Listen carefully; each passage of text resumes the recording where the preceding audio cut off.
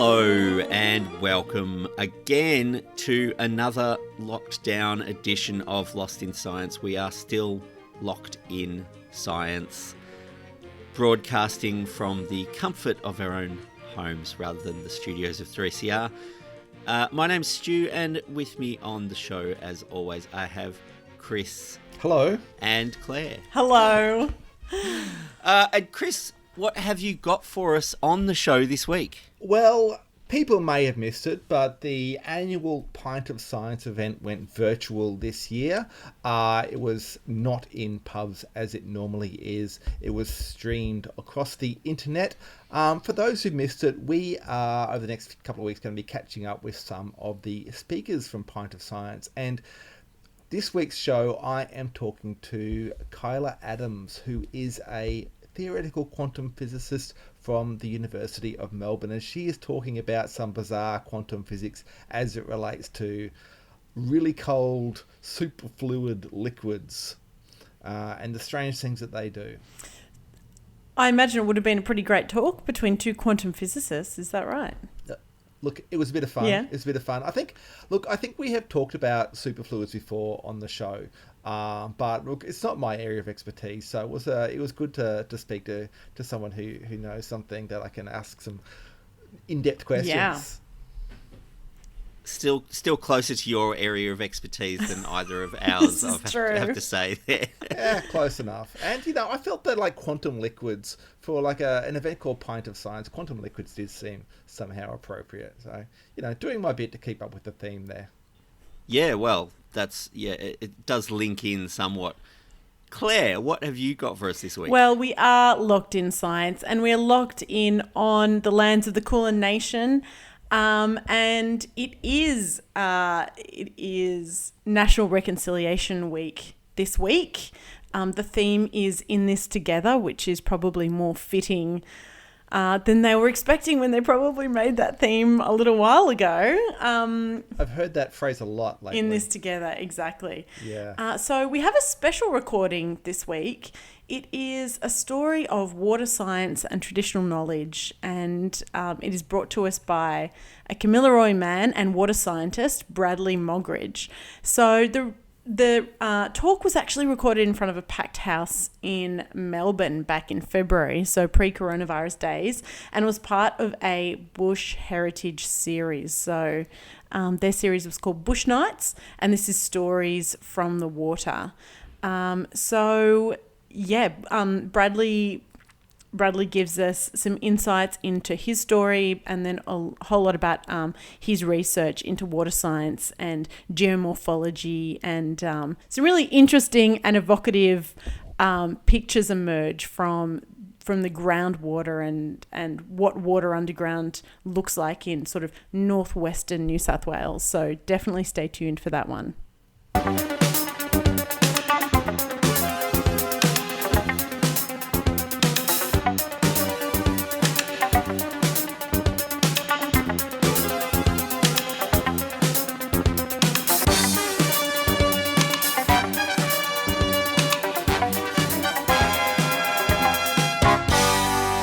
You're listening to Lost in Science. My name is Chris, and my guest today is quantum physicist Kyla Adams. Kyla is a master's student at the University of Melbourne, and she's one of the speakers of this year's virtual Pint of Science, and she's with us today to tell us about the bizarre properties of quantum liquids. Kyla, welcome to Lost in Science. Hello, thank you for having me. Now, regular listeners may know that I've got a bit of a physics background myself, but I don't know much about quantum liquids, so I've got a lot to learn from you, but I think we should start with the basics. How would you explain what quantum physics is? Quantum physics is essentially the study of the very small. So small that just the normal rules no longer apply, and particles start to behave in ways that go against our normal sort of everyday scale expectations.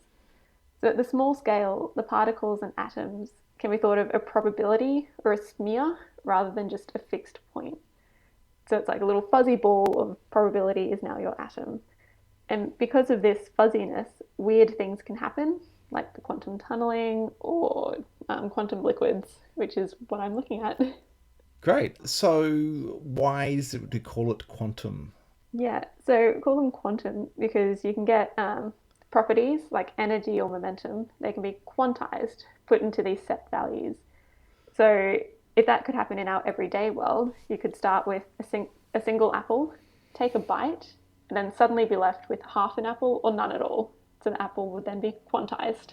Oh, okay. So it's like in that case, the half apple is the quantum, I Yep. suppose. Right.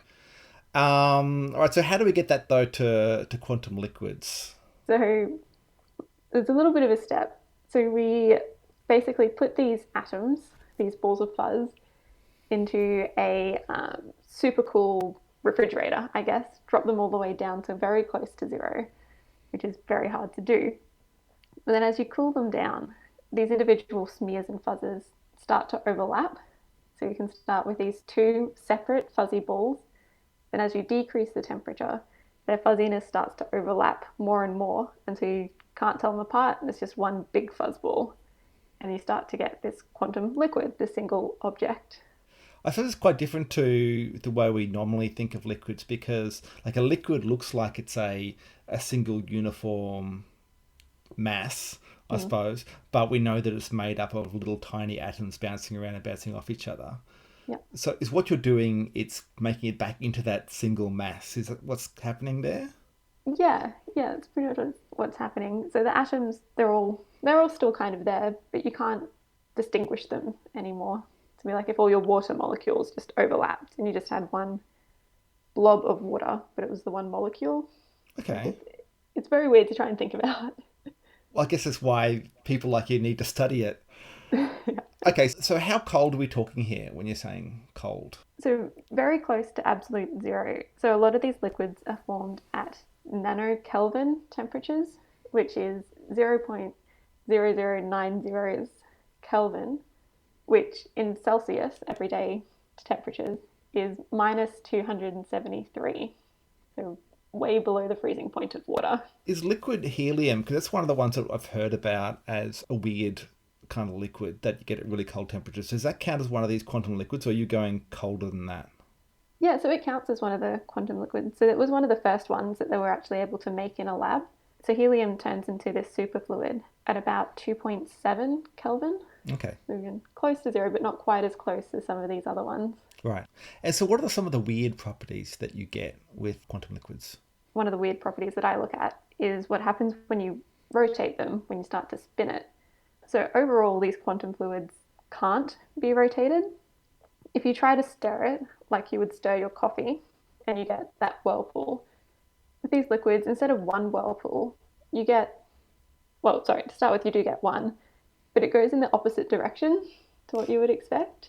How does that... So hang on, when you're stirring this liquid, are you stirring it by putting a spoon in, or are you turning the cup around, so to speak?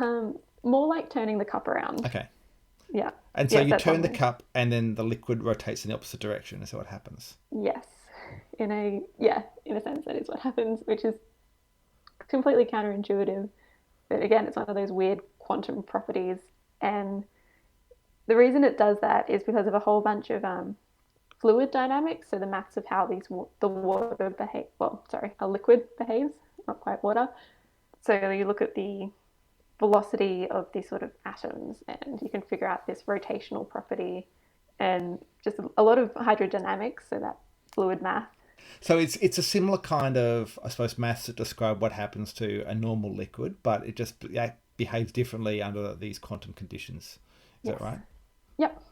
Okay, so if we turn it, we get one whirlpool going in the opposite direction. What happens when we turn it faster?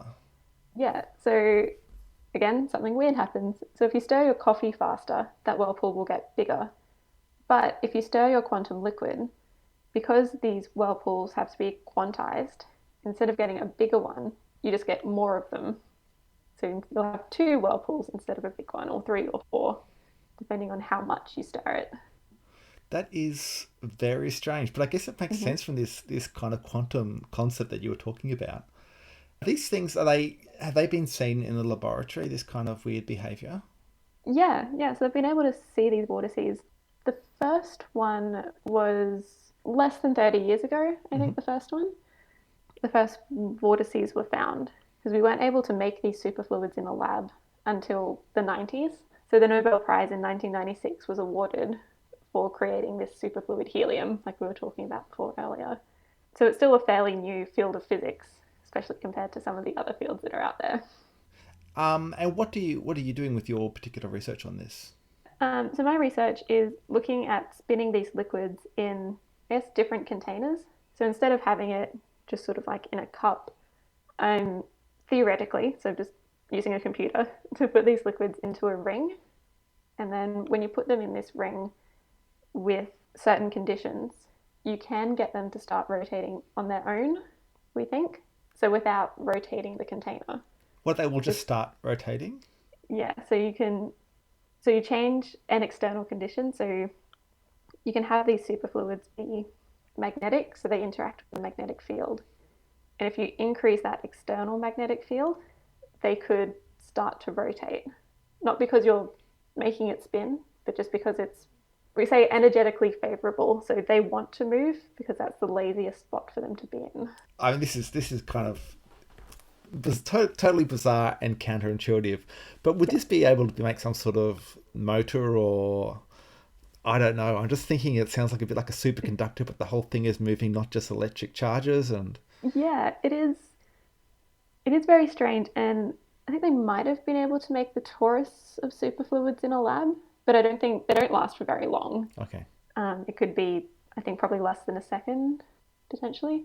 So at the moment, there's not really any application. Okay. But I sort of see this field as one of physics where we'll look at it and then see where it takes us. We might have one weird spin-off of it later on. Yeah. But it is, although it sounds weird, it is, from what you're saying, it sounds like it is consistent with the laws of physics that we know. They're just behaving in an unexpected way. So, like, it's rotating, but you're not getting, say, energy for free, are you, out of this? Yeah, so it's weird to sort of how we experience everyday life, but in terms of like quantum physics and I guess the fundamental building blocks of physics, it makes sense. And I suppose it's not that weird for things to be rotating at those tiny scales. I mean, we know that, for instance, electrons spin and orbit around atoms and this sort of stuff, and they keep moving. They don't stop moving. Yeah, essentially the same sort of thing. So it's just these atoms moving about in a certain particular way. Are there like applications for these that people are thinking about, or that in your wildest dreams in the future we might be able to see? I'm not sure. I think potentially in some sort of medical physics, because we do use like supercooled helium in some imaging devices. We do use like these ultra-cooled liquids in a couple of different situations, potentially for like cooling down rockets, for example, because they have to be cooled to then deal with the high temperatures. So I think that could be a potential application, but I think it's very open still. There's so many different ways it could potentially go. Yeah. And are these things found anywhere else in the universe apart from in our laboratories? So superfluids in general are thought to exist in neutron stars as well. So neutron stars are these really dense stars. They're about 15 kilometers in diameter, but like super heavy. So the weight of couple of suns inside this. So a teaspoon of this neutron star could be 1,000 tons, I think. So very, very heavy. And because they're so dense, the interior of them is thought to be a superfluid because of different pressure properties and stuff like that. They're hot, but they can be cool in the interior. Okay. Again, another one of those weird contradictions. But yeah, so they're thought to exist in outer space, just naturally. So I suppose then understanding the properties of these superfluids can help us understand what's happening inside neutron stars. Yeah, so some people investigate some observations of neutron stars that we see. So we see some weird things coming from them. That could be a result of the superfluid. And then if we can match the observations to the superfluid theory, it could then improve our understanding of superfluids through that roundabout way. Excellent. So for yourself, and is it these weird properties that you like about superfluids? Like, what is it that you think is the most exciting thing, or that you think people need to know? I think the most exciting thing is the vortices. I quite like them. So every time I look at my coffee in the morning and stir it, I think of these vortices, like that sort of everyday link, I guess, like the macro scales, what we see every day, can be replicated at this super tiny scale. Fantastic. Well, look, thank you very much, Kyla, for sharing your work with us and sharing a bit about the mysteries and magic of quantum liquids. Thank you. It's been great. That was quantum physicist Kyla Adams. Across Australia on the Community Radio Network, you're listening to Lost in Science.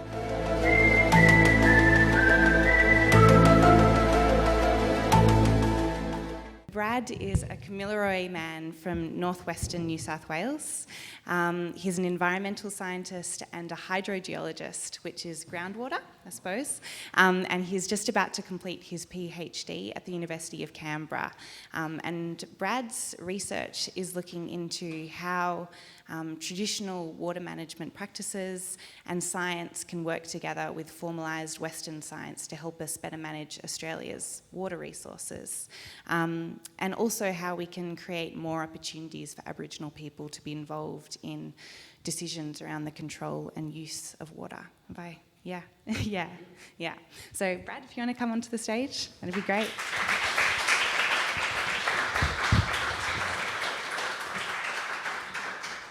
Yama, everyone. First of all, acknowledge country, Wurundjeri mob. I acknowledge their country, and they are custodians of a great river, and I thank them and their elders for allowing me to be here, and acknowledge Brother Boy here and any other Indigenous people in the room.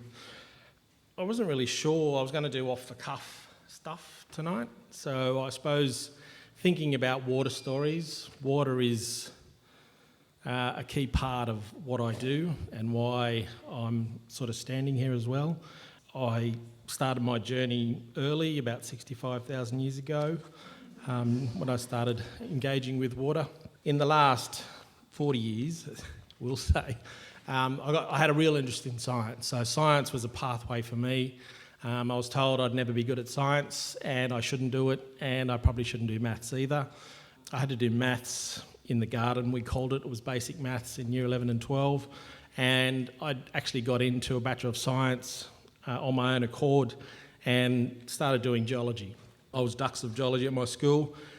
I also had a real interest in the water that was under our feet.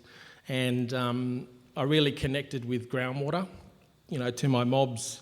We're northwest New South Wales, up on the border, towards the border rivers between New South Wales and Queensland. Inland. My family's mum was born in Narrabri, and Nan was in Toomala. That's probably a name some people might have heard. But we're right at the base of the Great Artesian Basin, so there's a lot of springs in our country. There's a lot of recharge and discharge areas as well. So connecting with these places was a no-brainer for me, but connecting with the science was a way I thought I could explore that a bit more. Did a master's in groundwater, but my undergrad, actually straight out of school I did geology, and I did industrial experience, and I found myself in the Great Sandy Desert looking for uranium in a national park. And so that didn't sit too well. I loved learning about the earth. I loved learning about how I could see country differently, and I could see the formations, and I think that was really exciting. And then sort of, a bit later on I'll talk about some of the stuff that sort of popped up and now about sort of geologic history as well and traditional knowledge. Then I switched over to environmental science, which was an obvious transition for myself. And I was doing an assignment. I was creating a guide for bush regen teams to how to identify Aboriginal sites in sandstone country in Sydney. I'd done a lot of engagement around that area, but around the Barara Creek that flows into the Hawkesbury River. And I'm walking with the Hornsby Shire Council Aboriginal liaison officer who was Chinese. And we're walking along, and I noticed a lot of these small engravings of fish and things like that. Like sandstone country in Sydney, there's a lot of beautiful sandstone engravings. And we got to this point, there was a fresh flowing stream right behind me, and there was a small overhang with some ochre art in it and hand stencils, and like, as I said, the area had like fish and things like that. So I said to the lad, I said, look, man, I don't feel right. This just doesn't feel right. And he said, oh, it's a women's site. I said, all right, let's get out of here. So I suppose that sort of feeling, I went, there's something there that's telling me to get out of here. So it was the women saying, hey boy, move on. But then I moved into my groundwater studies, and I had these 3 water holes in my head, and I was thinking, what are they? And I thought, look, I'm going to paint it. So I painted it, and I was out up on country at a place called Mungandai, which is sort of the start of the Barwon-Darling River and the end of the McIntyre. And it's still on my country, and I was talking to one of the old men there who was a cousin, and I was telling him about these 3 water holes that I'd painted, and he said, boy, I'm going to take you there. So I'd never been to these places, and like I think you were saying, the hairs on the back of your neck, that was happening to me, and there was nothing standing up on the top of my head, but the back of my neck was warm and fuzzy. Knowing these places were talking to me or singing to me, and I suppose that was really cool. I probably got 15 minutes of fame out of my groundwater thesis, so it was Aboriginal people in groundwater. So I'd just come off doing hydrogeophysics, hydrogeochemistry, and my supervisors, I was going to do urban salinity because that was starting to rear its head in Western Sydney where I was then living, and he said, oh, you're Aboriginal? I said, yeah. He was in my sister's pizza shop at Gerringong, and I had a painting in her pizza shop that she wanted just for the wall, and he sort of said, why don't you do Aboriginal people in water? And I said, I didn't know I could. And he goes, if you mention the word groundwater, I'll mark it. And I thought, that gave me a real buzz, and then I got to start looking at how Aboriginal people engaged in water and their knowledge. We are the driest inhabited continent on earth, and you move away from like the coastal zones or the southeast, the riverine country, and it's going to be groundwater. If you don't know where water is and you don't know how to refine that water, you're not going to last long. So those stories I really connected with, and some of those stories were really, I suppose, inspiring. I remember I was on a national committee, water committee, giving advice to the National Water Commission, and we're in Catherine River in Northern Territory, and we're with an old man there, Bill Harney. He's a brilliant man, and he was talking about, we had actually had the Northern Territory government with us as well, and he was talking about this story, that there's all these different water holes on his country. There's yellow water, there's black water, there's white water, and he said they're all, they're all related to the soils and the geology, so that everything, he said, the fish, and they all have different medicinal purposes, but he said they're all connected. And then Northern Territory had a man called the water controller. I keep thinking of the fat controller. But the water controller, so he controlled the water in the Northern Territory for the government, and he's standing there nodding away, and he got to say that, they're all connected. So the Northern Territory government said, you're dreaming, old man, even though they're all dreaming stories. So the Northern Territory government spent hundreds of thousands of dollars drilling. Guess what? They're all connected. So those dreaming stories that he had of all these places told him that they're all connected, even though, they're all different sort of soils and geology and things like that. But underneath, they'll have stories about so let's say the rainbow serpent, but they're all connected. And that's the same in Sydney. While I was researching my thesis, Gurungatch and Mirigan is a story that survived, colonisation, which is very close to the Sydney Basin, so the Cox's River and Wallandilly River. It's a story of I can't remember what it was, but it created the Jenolan Caves. Those sort of stories are pretty rare to survive. And that old man that told it was in the bottom of Burragrang Valley, where the Warragamba Dam is today. Burragrang Valley is now flooded, but he was on the mission and he told that story back in the mid-1800s. But even thinking about my country as well, we have a story, and I think that was one of my exciting bits of connecting with water as well. So we have a place called Boobra Lagoon. It's an old, in geomorphology terms, it's an old river path, but it's of the McIntyre. But what it is a place where a large snake-type creature with a crocodile head, so it's not a nice beast, but it used to call the Guttia, and it used to terrorise the mob up there, and by taking people and taking animals. So one of the warriors said, "Look, I've had enough of this." So he got his spears, and off he went, threw a few spears at the Guttia, and obviously the Guttia wasn't too happy, and he chased him all the way through our country, and hence that's the creation of Boobra Lagoon. So it's about 5.7 k's long, but it looks exactly like a snake has just carved its way through the landscape. The warrior got to the to this bumble tree, which is one of our fruit trees, and which is the Guddier's mother-in-law. And the Guddier would not come any closer. So mother-in-laws can be good for some things. Shout out to my mother-in-law, she's lovely. But they, that sort of story is there, and that Guddier still lives in that lagoon today. And, there are still stories that, kids have disappeared, sheep just disappear, cows just disappear, and I suppose our mob fought really hard because originally that was a water skiing park. It was perfect for water skiing. And so we couldn't use state legislation. It took an act of federal parliament to actually get the water skiers off our lagoon, and they got their own lagoon in town in Gundawindi, but we got our lake back, and I suppose there's a lot of our old people there. There's a lot of scarred and carved trees, and I think that's we say it's probably it's our most significant site. It's part of initiation for men as well, but there are women's places as well around the lagoon, but it's one of those places that's super, super important. I was chairing a session at the Australasian Groundwater Conference just late last year, and I had an indigenous session, and we had some women rangers come, and we had a drilling team that was working with them talking about their country, and they were from the Great Sandy Desert, and they were talking about this place, and they were about to drill looking for water, and this old man said, if you drill over there, you'll find an old river, ancient river. And so when they drilled there, they found a paleo channel, which is an ancient river that's probably 10,000 years old. And this old man just said casually, yeah, that's an old river. So he knew that sort of stuff, and that's that sort of knowledge. We're part of an old knowledge system that is, I believe, is science, because it is generations and generations of observation, of knowing your country, knowing every bit of every plant, every animal, and what their role is. And I suppose you're testing that environment to make sure that you obviously respect that environment, but also you survive.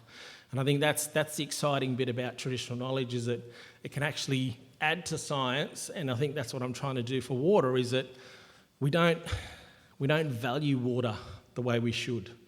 At the moment, when you think about the Murray-Darling Basin, water is a commodity. So we've separated land and water, and if Aboriginal people want water, they've got to go to the market and buy it. So if they want to go buy water in the Namoy at the moment in northern New South Wales, $1,000 a megalitre. So that's in dry times, but in wet times it's about $80 a megalitre. So you can sort of see, if you've got water, you've got some serious power. That's why it's so political. And I suppose the other thing was, when I look at the way we manage water, I didn't see Aboriginal voices in water. Just weren't there. As I said, we're the oldest living culture on the driest inhabited continent, but we don't have a say in water.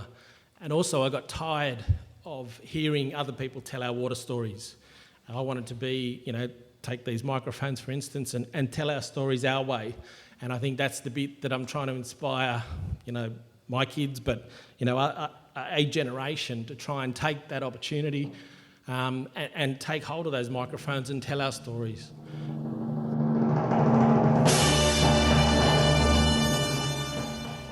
Well, that is all we have time for on this week's edition of Locked in Science.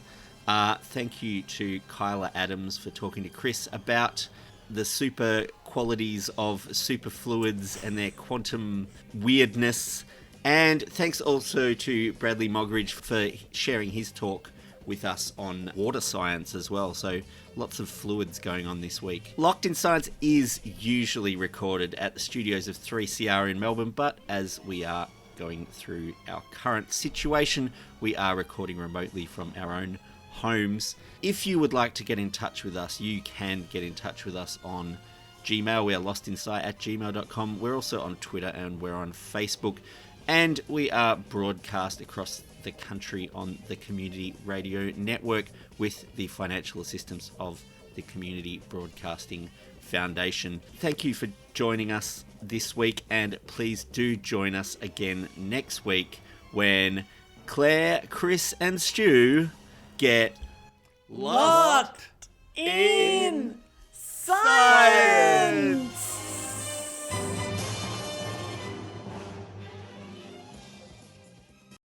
Thanks for listening to a 3CR podcast. 3CR is an independent community radio station based in Melbourne, Australia. We need your financial support to keep going. Go to www.3cr.org.au for more information and to donate online.